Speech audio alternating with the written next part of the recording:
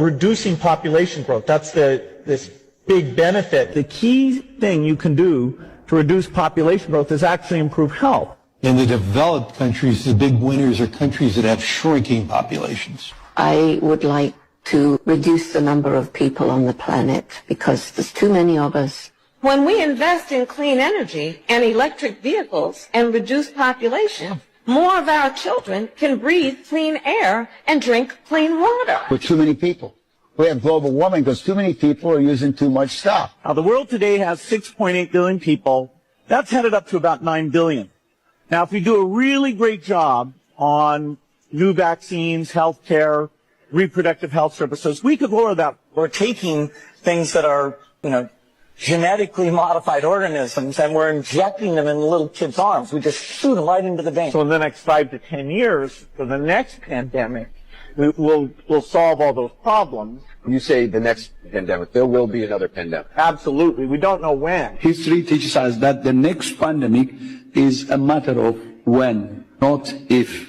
We know what's next. We're going to have another major coronavirus pandemic before the end of this decade, before 2030. If we really want to prevent the next pandemic, and there will be one, there will absolutely be an outbreak of another pandemic. It may be next year. We need more money to plan for the second pandemic. There's going to be another pandemic.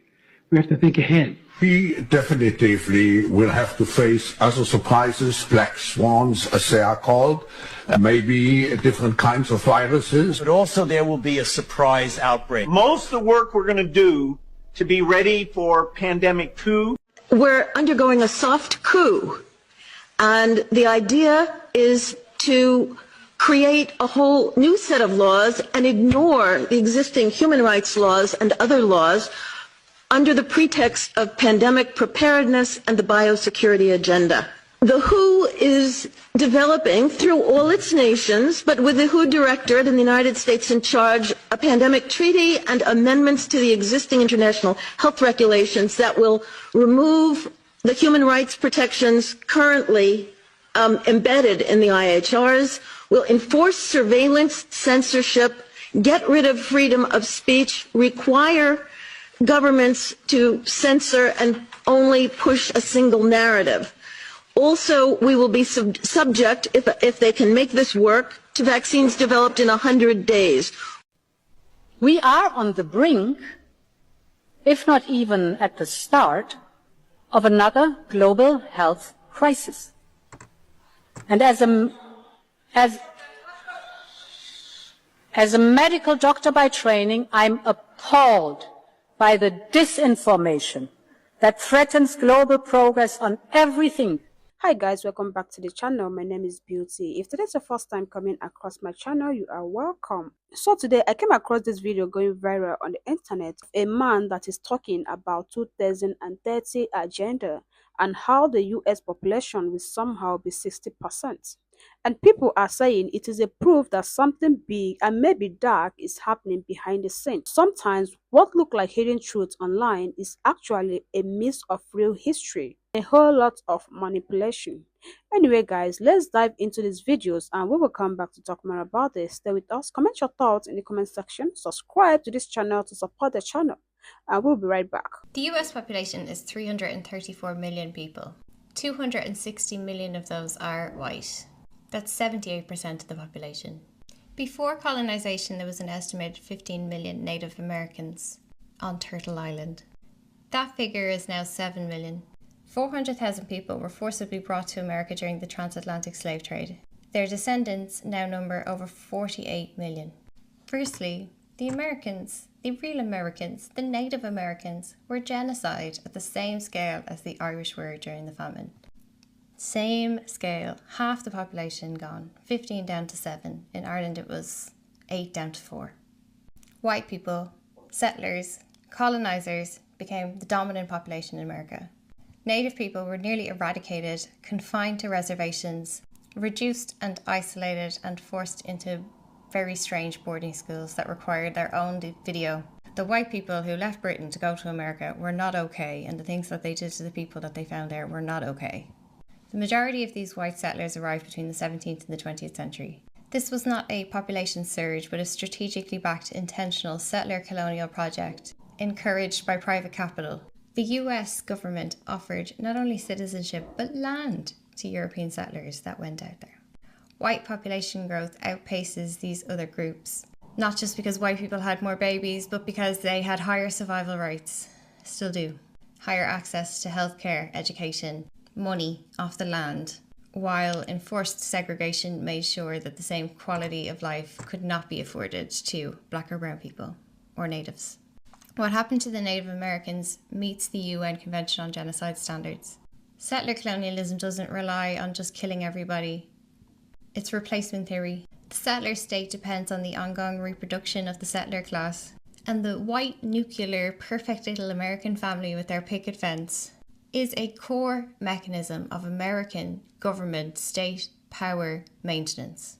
This video is addressed at liberal white American women who read about social justice, donate to causes, march for Palestine, but you still imagine that having children is just a personal decision. That's private between you and your partner.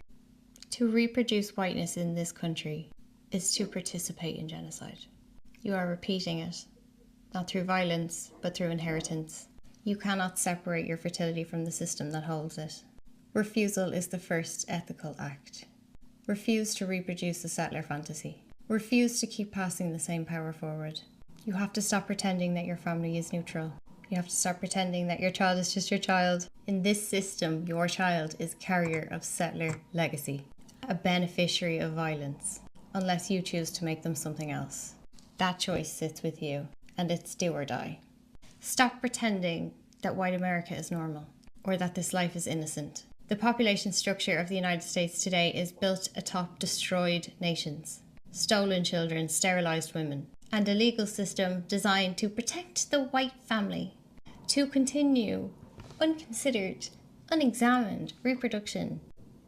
In that system is not passive. You are actively participating in colonialism. Reproductive refusal is a form of ethical resistance to late-stage capitalism. But this is not a call to antinatalism. It is a call to break the cycle of reproduction as erasure. Many settler descendants seek spiritual meaning, whether through God or otherwise, without acknowledging or confronting the material structures that you live inside. Without truth, reflection, repentance, restitution, your spiritual claims are empty. Continuing in 2025 to just do the suburban thing while ignoring genocide is not morally neutral. You're participating in systemic violence. This is not a blanket condemnation to motherhood or a denial of your worthiness to real human love and care. I am asking you to confront the reality that white liberalism is decoration for the most oppressive system the world has ever seen. And it is white liberal women who... You ever wonder why less than 15% of the world's population feels the need to control 100% of the narrative? Because when you're a genetic outlier, born from a recessive mutation, with a ticking clock on your DNA, you have to lie to survive. Let's get into it. Modern Europeans carry between 2 to 4% Neanderthal DNA. That's not a conspiracy theory. That's confirmed by peer-reviewed journals like Nature, Science Advances, and Cell. The Neanderthals were not some mystical master race. They were cold-adapted hominins who lived in caves, scavenged for food, and operated in small, isolated groups. They weren't the future. They were a failed branch of the human tree. And those Neanderthal traits still show up in their descendants. Lower sociability, higher aggression, light skin and light eyes, red or straight hair, high pain tolerance, shorter limb ratios, and a disconnection from nature's rhythms. They weren't creators. They weren't builders. They were survivors of harsh, sun-starved environments until they weren't. They died out. Not because they were killed off, but because their own epigenetic behavior, their limited fertility, isolationist tendencies, and lack of social cohesion couldn't sustain their species. Their extinction is a warning, not a blueprint. So how did they live on? Through interbreeding with Homo sapiens. And that's where modern Europeans come in. The Neanderthal ghost genome lives inside them today. And ironically, that same genetic signature they carry is the very thing they now weaponize to claim superiority. But here's where it gets deeper. Even some East Africans, like Ethiopians, show slightly elevated Neanderthal DNA. Not because they interbred directly with Neanderthals, but because of Eurasian backflow. Invaders from the north came back down into Africa, carrying their DNA, trauma, and mutations with them. And even then, their percentage is far lower than what you see in white Europeans. Sub-Saharan Africans, Indigenous Americans, and Melanesians, their levels of Neanderthal DNA are negligible to non-existent because the most melanated peoples of Earth didn't need to survive the ice by digging holes. They were already thriving in cosmic alignment with Earth, Sun, and Spirit.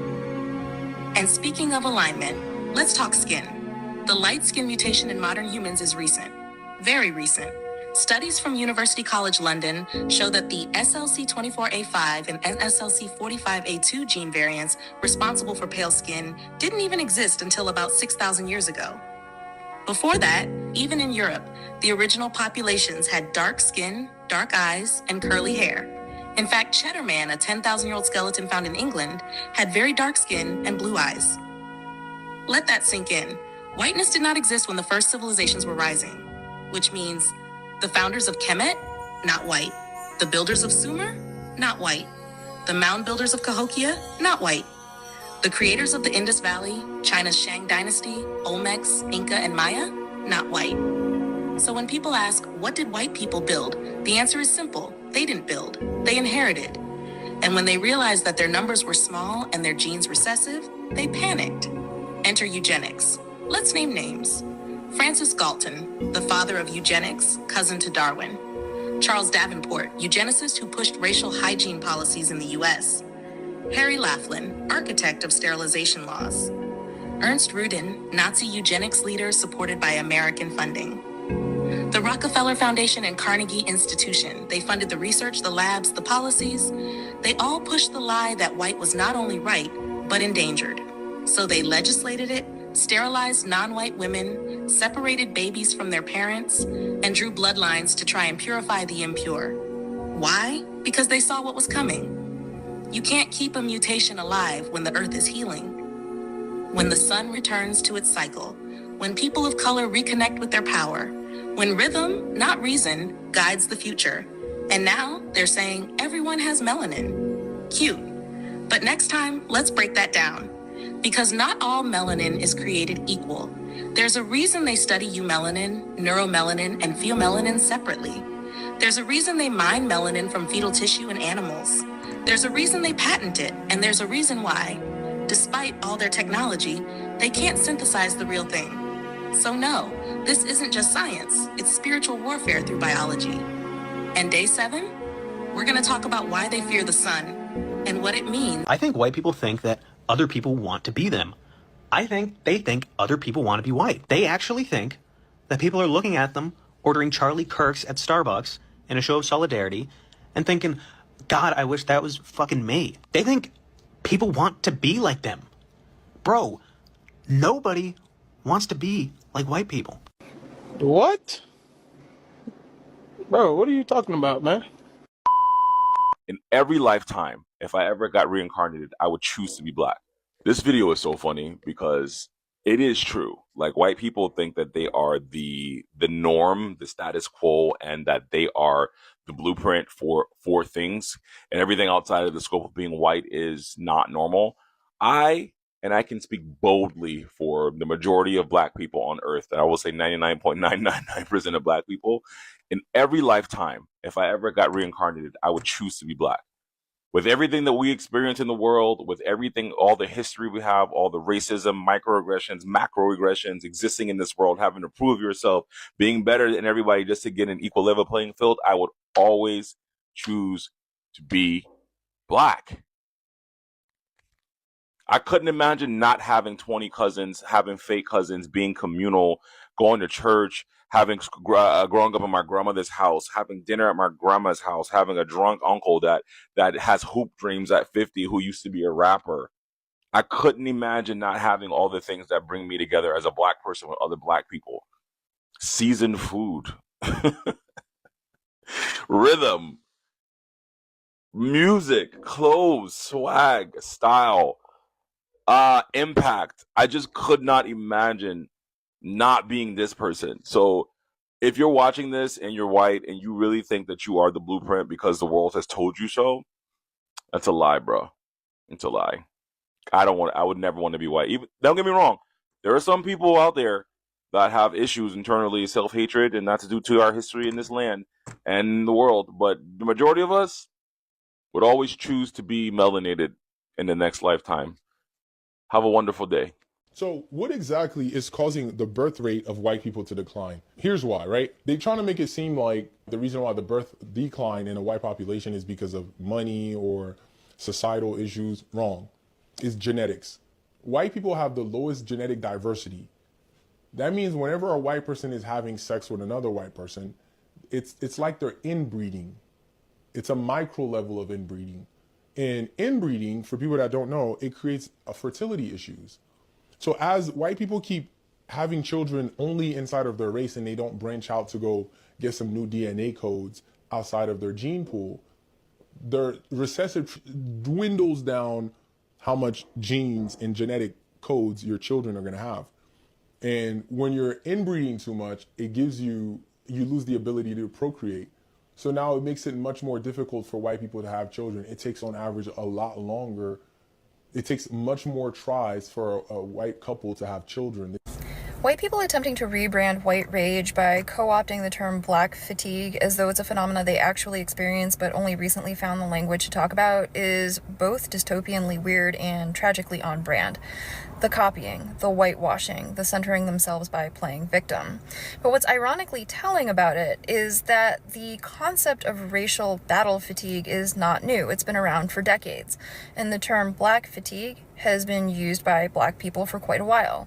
Mary Frances Winters wrote a book that came out in 2020 titled Black Fatigue, and it describes the mental, emotional, and physical exhaustion that black people experience because of systemic racism. Now, notice how black people didn't call that white fatigue, because the purpose is not to assign blame in order to justify bad behavior. It is called black fatigue because it is a harm that black people experience, and so their focus is on addressing and combating that harm. Whereas when white people talk about experiencing black fatigue, they are not talking about a harm that they experience because of black people or anybody else. They are literally telling on their own inability to live in society with black people. And that's not new either. That's a pathology that has existed for... I do not give a fuck if white people go extinct. And the reason why is because I'm not a white supremacist. I don't think that white skin is inherently better, because I'm not a fucking idiot. I get so many messages like this, like, oh my god, like, you don't care about the white man, like, white men are so oppressed, and you don't care if we go extinct. I don't care. I don't care. I have dated people of all races. That has never been a factor for me. What is a factor is the person's vibe and personality. Most of the white men that I've encountered have been incredibly repulsive, racist, or disgusting, especially in small towns. It's not important to me to marry a white man to pass on my white genes. If I choose to have children and I have children with somebody with brown or black skin, the kid will still look like me. They will all share all of my same features. So honestly, I would probably be more upset about coffee going extinct than white people. I don't give a fuck. And it's not that I don't like the color of my skin. I love the way I look. I think I'm really cutie and just, I love my life. I don't take pride in being white. There is a difference between self-love and white supremacy. I'm not a white supremacist. They're saying that minorities will want to get even with white people once white people become a racial minority here in the United States. Here's the thing that white people don't understand. All non-white people want is to be left alone.